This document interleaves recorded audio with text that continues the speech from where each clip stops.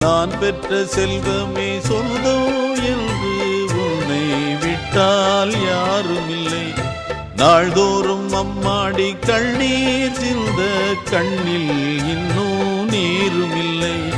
காயங்கள் காலம் முழுக்க ஆறாதோ, நான் செய்த பாவ கணக்கும் தீராதோ.